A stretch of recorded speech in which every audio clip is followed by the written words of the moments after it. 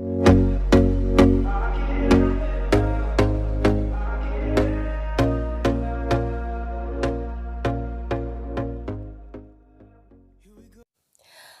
berjumpa lagi bersama saya Uni Guru, cerdas berbahasa Indonesia. Di video kali ini kita akan belajar mengenai teks ceramah. Khususnya untuk KD 3.5 yaitu menganalisis isi, struktur, dan kebahasaan teks ceramah.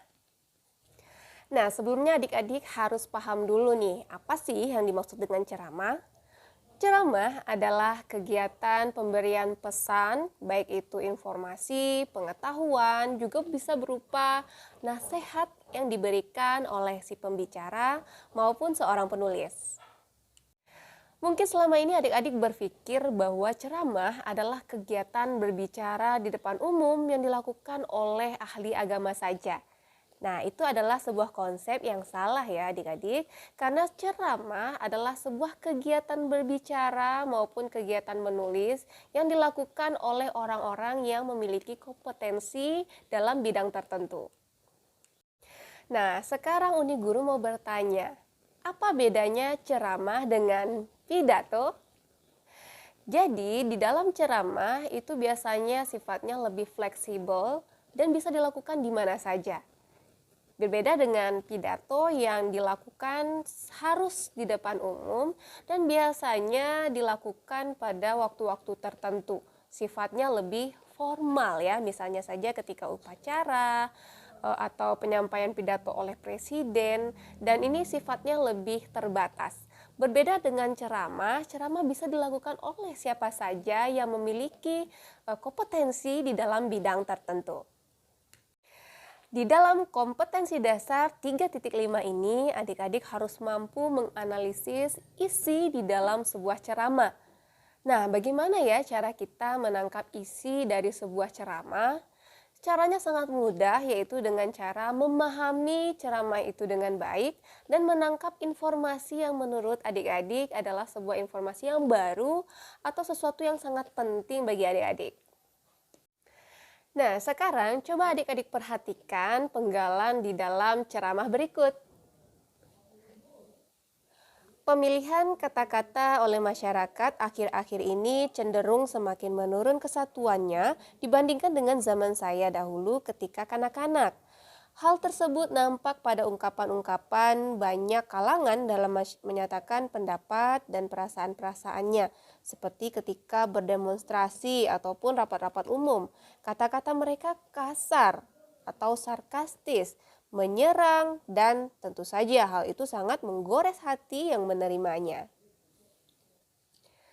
Isi dari penggalan teks ceramah tadi adalah semakin menurunnya kesantunan berbahasa oleh masyarakat. Dan hal ini terjadi pada saat berdemonstrasi, juga pada saat rapat umum. Dan ini menjadi sebuah ironi ya di dalam sebuah masyarakat. Selain harus memahami isi di dalam sebuah teks ceramah, adik-adik juga harus mampu menganalisis struktur yang ada di dalam teks ceramah. Di dalam teks ceramah terdapat 3 struktur. Struktur yang pertama adalah pembukaan.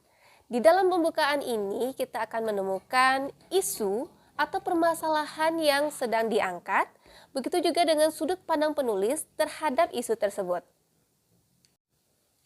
Struktur yang kedua adalah isi.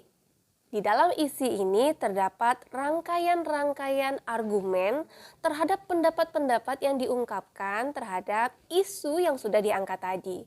Jadi setelah penulis atau setelah pembicara mengungkapkan mengenai isu yang sudah diungkapkan tadi, dia harus mampu mengungkapkan argumen untuk menguatkan isu yang sedang dibahas.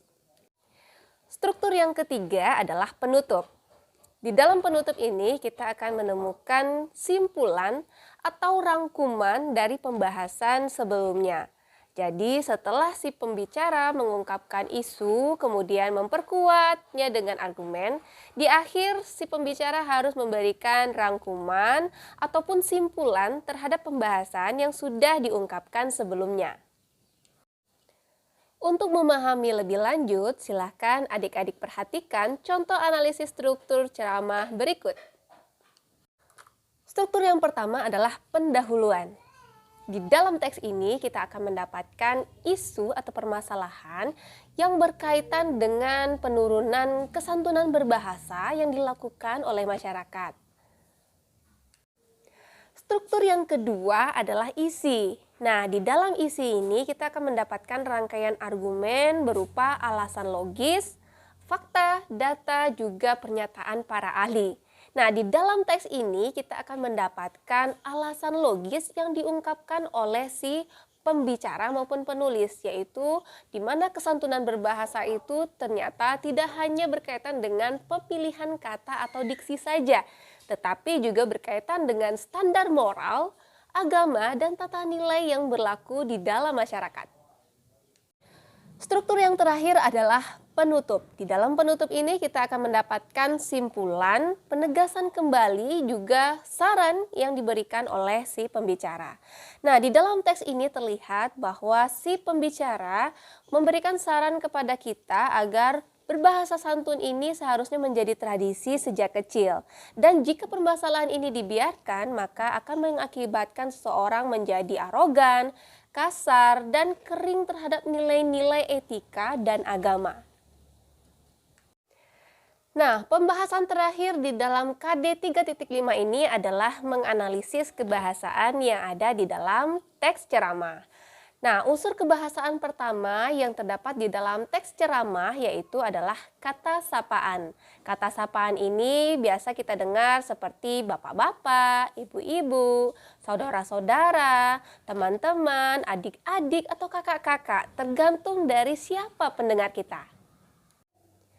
Unsur kebahasaan yang kedua adalah kata ganti orang pertama tunggal, seperti saya, aku, dan juga memungkinkan menggunakan kata ganti orang kedua jamak jika orang tersebut mewakili sebuah organisasi atau kelompok, seperti kami.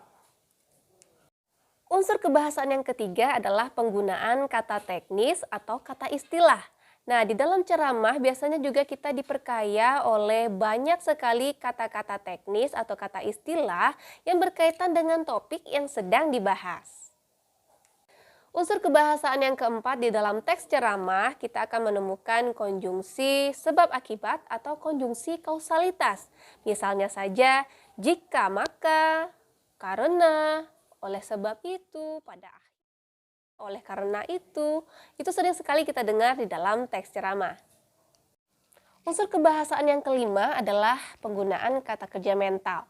Nah, kata kerja mental ini adalah kata yang digunakan untuk mengungkapkan perasaan dan pikiran seseorang.